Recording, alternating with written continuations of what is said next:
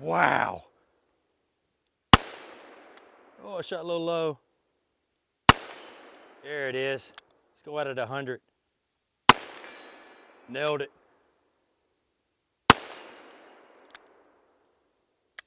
Woo! Yeah, you saw a slight flinch there. This is a hand cannon. This is the brand new Revolver put out by Smith & Wesson. It is chambered in 350 Legend. Let's get into the video.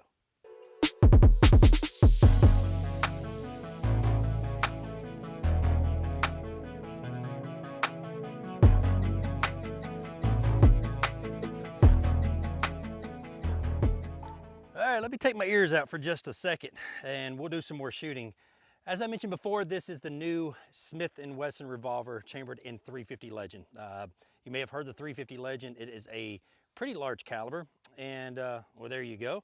And this revolver holds 7 rounds. They developed the 350 Legend a couple years ago for some states that require a straight wall cartridge for hunting. Okay, so if you live in those states, previously you're only allowed to use like a 44 Magnum, 45 Colt, stuff of that nature, 45-70. So they developed the 350 Legend so you could shoot longer ranges. It's a little bit flatter trajectory than that of a 44 Magnum and a 45-70. And you don't want that recoil of a 45-70 either, shooting a whitetail in most states. 350 Legend or a 357 caliber bullet would be perfect for that. So the 350 Legend is initially a rifle cartridge, okay? I'm shooting some 180 grain federal projectiles through here, and muzzle velocity out of a rifle are traveling at about 2,100 feet per second. I put this revolver on my Instagram and Facebook, and a lot of people said, why don't you just use a 357 revolver? Ballistically, you're going to be almost identical. Well, I don't think so. I'm going to set up a chronograph here in a minute. We're going to test the velocities of this hand cannon, and I still think that the 350 Legend is going to be more powerful than that of a 357 Magnum. But just to tell you a little bit more about the revolver, this is on the X frame. It does have your rubber grips. It is a 7-shot revolver, okay? It's not a 6-shot, and it's on the X frame, sort of like the 500 Smith & Wesson and also the 460. I do have an aftermarket rail right here on top. This is made by Wiegand. I purchased this for probably about 80 bucks or so, and it replaces the rear sight, pops on there pretty good. I'm using a CT Radmax Pro on here, which is a great setup, and the revolver is also ported. So let me get my ears in and let's just do some more shooting. Now, Smith & Wesson sent me this revolver, and I'm giving you guys my honest opinion on it, and they just sent it to me just to do a video on, because I said, hey, I would like to do a video on that because I love hand cannon stuff. I have 500 Smith & Wessons, I have 454 Casuls, I have 460s, I have 50 BMGs, I have 338 Lapuas. Just because I primarily shoot 22 long rifle on my channel doesn't mean that I don't like to shoot big bore stuff. So I love shooting the big bore stuff. So each revolver comes with 2 Moon magazines. And yes, I said Moon magazine because I still can't say the word clip, even though I'm supposed to.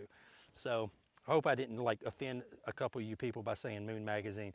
But let's just do some more shooting here. And this thing is extremely loud. So let me get the ears in really well. All right, let's go out.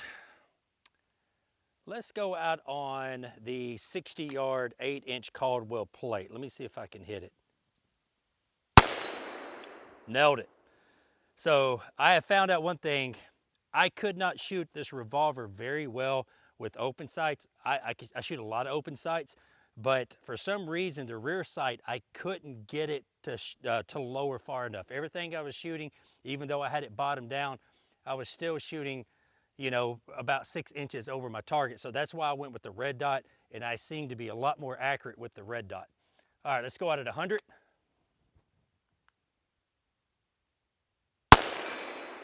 Nailed it. All right, let me see if I can hit one of the dueling trees down here at 50 yards. See if I can hit that top one. Woo! There we go. Man, it swings that thing right around. Woo! Woo! Still got a little bit of a flinch. But you can shoot this revolver without the Moon magazines or the Moon clips.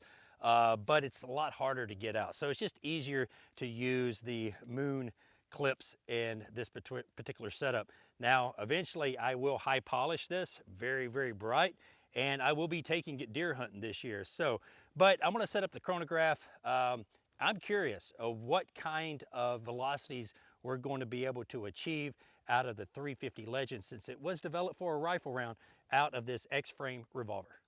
All right, I have my chronograph set up down here.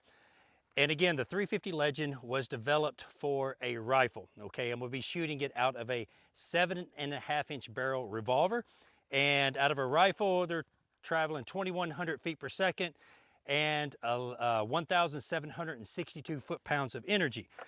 A lot of people are saying just get you a 357 Magnum. It's just the same. Well, these are 158 grain 357 Magnums. And according to the box, and usually this is on a 6-inch revolver is how they test this, 1,240 feet per second.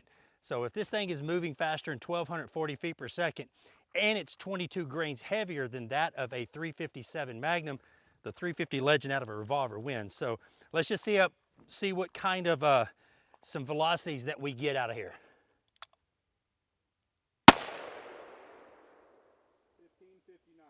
1559. All right, let's go again. 1570.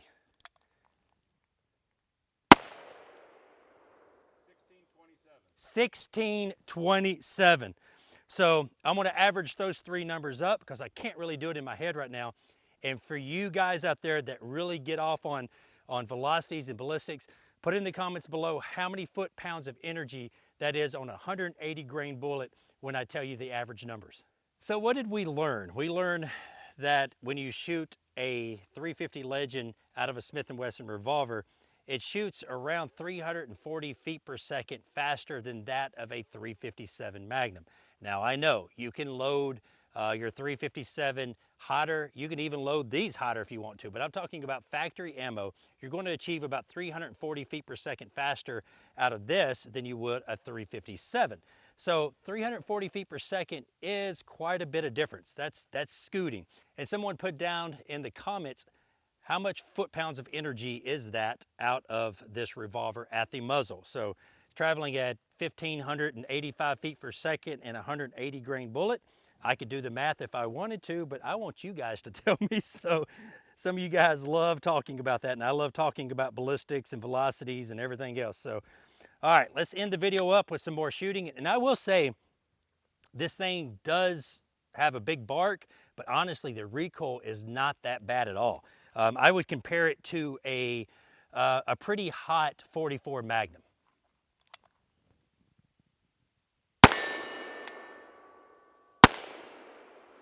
All right, I'm gonna try to hit that plate up on top of the hill. It's a 8-inch plate, 75 yards. See if I can hit it. Oh, right over it. Oh, so I am going to be taking this deer hunting this year. 100 yards. All right, let's shoot it one-handed. Oh, I guess you guys wanted me to shoot it one-handed, but you will never, ever see it. I'm just joking. I've got another Moon magazine loaded up here. Some of you guys are still cringing about the Moon magazine phrase. All right, let's just shoot it one-handed, see if I can hit anything. All right, let's go out at 60 yards on that white silhouette. I don't think I even got close. Oh, nailed it. See if I can hit it again, see if it was luck. Oh, hit it again. But see, the recoil is really not that bad.